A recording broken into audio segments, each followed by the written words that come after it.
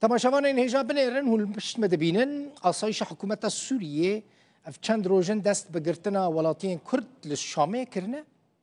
لگوری زانیارین روداوی حتی نها بهتری سی کردی روجاوی کرسانه للشامه هاتنا گرتن دناوا وان گرتیان دا بر پرسین سیاسیین کردیانه پرانیا وان کسین که هاتنا گرتن با اتومبیلین خواه که نمرین روج آوای کردستان لسرن چونه شامه پارتیا پیاده درباره وی کدا داخویانی اکدا کوپی اکجی گیشت رو داوه و گوت کو او بگرتن وان گلکی دلگرانن و جنیزک و اپراسیون امنی لدیجی کردان لشامه شوپینن پیاده بیجا هری داویه اندامو برپرسین پارتیا وان عبدالرحمن فرحان عمر علي محمد نزیر جمیل بیکو تسدمک بیزانین هاتنه گرتن پیاده دبیجه حکومت سوریه بر پرسه گرتنا وانه و دوی داوی لوان گرتنین کردان بین و کسین که هاتنه گرتنجی سربست بین بردان.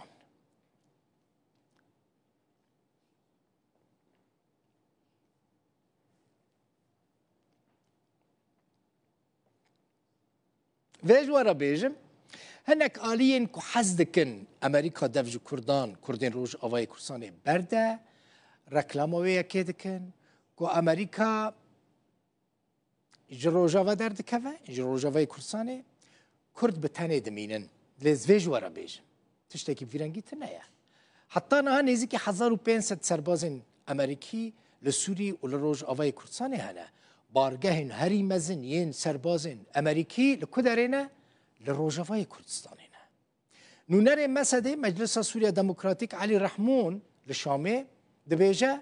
یعنی بحث جوینا که چاوره کری دنابرا نونر سروک امریکا جبو سوری توم باراک و فرماندار گشتی هزین سوریا دموکراتیک جنرال مظلوم عبدی دادکه دبیجه پشتی و جوینه دانوستاندنین به حکومت سوری را و لز زبون تیده چه ببه یعنی ادی و دانوستاندن ورن لز کرن رحمون جرودا برا گوت حکومت سوری بو سدام کو بجی کرنا ریکفتنا دناور عبدی و شرع دا درنگ بکبه لی پشتی جوینا باراک و مظلوم عبدی او درباسی قوناغا که نو ببن قوناغا جی کرنا ریکفتنا دناور هر دو آلیان دا روژا ده آدارا 2025 ای سال ریکفتنا که جحیشت خالان دناور مظلوم عبدی فرماندار گشتی حسده و سروک سوری احمد الشرع دا هاتبوی مذكرا اولا باخر لقاء كان هناك توافق دجوینا داوود ریکفتن هات کرن جبو پیکانینا کمیته که لسر همو آستان لبنیری نامن اف خوابونا که هیا انجام ویم الملانه دناو دا سلاطا نهاده و ها کریه جیب کرنا ریکفتن باش بکوه لام لبندا جوینا که دناورا توماس باراک نونری امریکا و جنرال مظلوم عبدی دنه از دوی باوری دمه پشتی و جوینه دانوستاندن زودتر دبنو دچ ناو جیب کرنا ریکفتنه سیروان قچولی کولینر کرد واشنطن لقال منا كاك سیروان بخيراتي مخواست ویش بشتا بزانبم تعمل امریکا وش نزیک و سیاست امریکا لهمبری روج آوای کرسانه دشوپینی تو گوهرتنک د سیاست امریکا ده هيا لهمبری روج آوا قالك باس دل بخوين يعني براستي هجر توار سر مثلا جوهرتين لسر عرضه ناتشتك نهاتي جوهرتين جدام بنجهن خوال روجلات سوريا بتايبات لباريزجها ديرا زوري بكشاندن بشكل نورمال اكو مكي بوزيشنين خود كارن جه خود كارن د چارچوبيا استراتيجيه شرطه بشكل نورمال ل هروها ناي ويواتي كو روشه سياسي باندوري لسروان جوهرتنا ناك بتايبات بشتيكتنا رژيم اسد از بيجم امريكا نها بجابكي نو لدفريت ناره بشتيكو بتايبات بشتيكو نها بيوندين امريكا بشاميره باواي كي فرمي هدي ودگرن و سزا هدی دین هلانین لی هگر دور سر استراتیجیا لشکری یا کوالسیونی و یا امریکا سریوانده نها تو گوهرتن نهاتیه گوهرتن چه پلانین کو نها لسر عرضه د چارچوبه دیجی ترور یعنی هولدان دیجی ترور تین کرن حتی راده که کوردینات يعني كورديناسيون بحكومات شاميره تيكرن لسر عرضه هذا تنكو روجلات سوریه یان باکور روجلات سوریه دانوستاندن امریکار دکن هیزن سوریه دموکراتیکه لآلیه البته هیزا سوریه آزاد جی هی ارتشا سوریه آزاد جی اواکل بتایبت لتنف و هناك دفرن بیابان سوریه اکتیون ل هەگەفتش لەشکری ئەمریکی دەبێژە پەیوەندیامە بە قەسەدەیان هەسەدەی نەهاتیە گوهرتر و حەتاک و ئەملور بن و شەڕێ دژی تەرۆری کەمپێنا دژی تەرۆری دژی داعش بەردەوام بکە ئەمێ هەفپەیمانیا خۆیان هەفپاریا خوا بە هەسەدێرە بدۆمینن نها دەبخ وەکو تەژی گوت ڕاستی ینی نها کەمپێنەکە بەرچاو یا سیستم باواکی سیستماتیک تێمەشاندن ji aliyê hinek kesê nêzîkî hikûmeta demkî li Şamê ku dixwazin bidin xuyakirin û qursekê nav xelkê de bişînin ku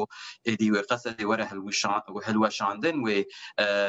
hikûm û Amerîka destê xweş ser piştgiriya qesedê ya warê leşkerî hilîne lê ev tiştaya bi rastî tune ye بكيماني حالي حاضرتني از فهم دكم خلق ترسن اف حكوم اف ريفريال واشنطن قال لك غافان دافيجا جنشكا فتين ديتن ل تشتاكو ام بشتراستن اوكو شر دجي داعش دشارچويا بيونديا برا امريكا وقصده في اواي هر بردوام ببه وهر بردوام دوري گوهرتنين كل شامد نافرا واشنطن وشامد لگور نرينا تا مثلا ت چاورکرن کو روزان توم بارک نونره دونالد ترامپ جبو سوری کد همان دمه دا بالیوز امریکا الا انقره مظلوم عبدی ببینه الگور تخمینات و يعني زختك المظلوم عبدي بكاكو بچا مثلا لقال يعني مظلوم عبدي نشار بالقال حكومة سوريا كار بكا يعني جي لازم بكا جبو كتافلي ارتشا سوريا وهيزين امنيا سوريا بما بله يعني نها نايف شرطين كو اف كسايتي بتايبت هيزك سياسي بيتر جيا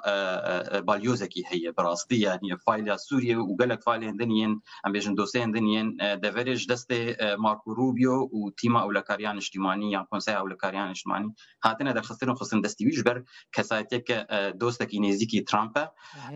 وافتش وغافا غوتشنا دبيجه براستي سياسه السروانتين افاكرن غافا غو دبيجه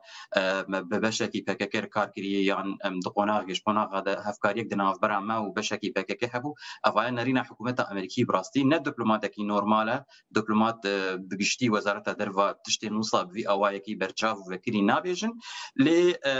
باراک کسکی ناسایی یعنی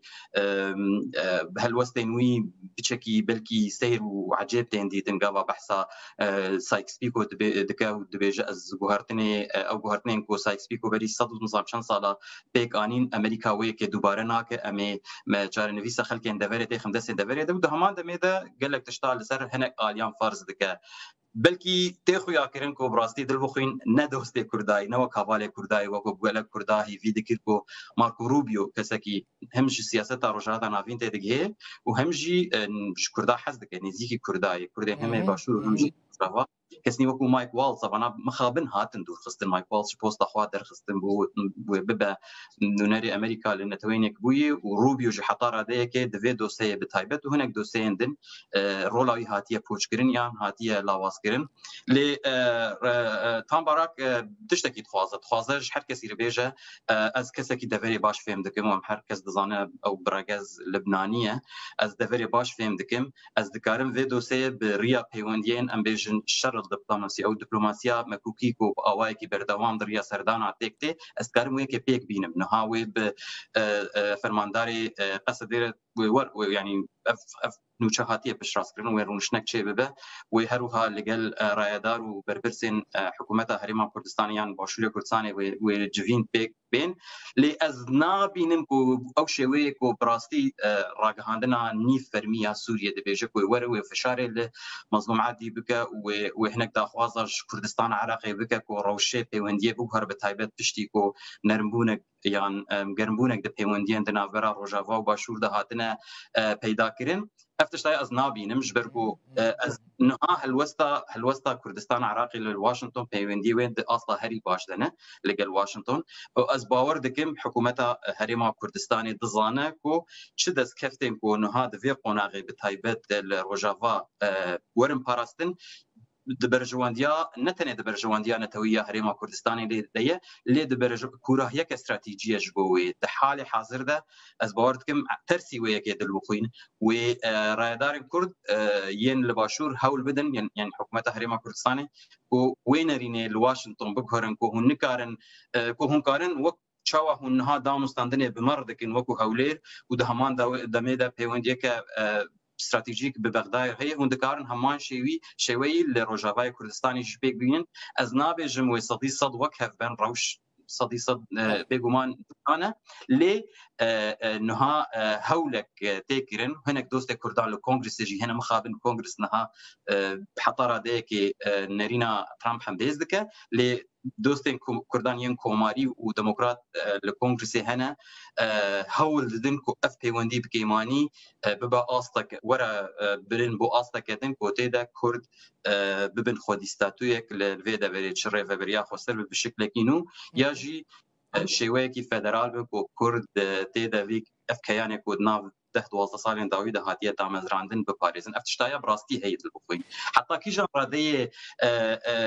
تام باراك دكاره بيل فان نورمين سياسي بك وبسري خو هر ريخفنين سياسي بقصدير وبحكومه شاميره وصديصه بتركيا ربك يعني حتى راديك اجنداك وتركيا دخوازه لسوريا بيك ولا بمشينا افا مثلا ل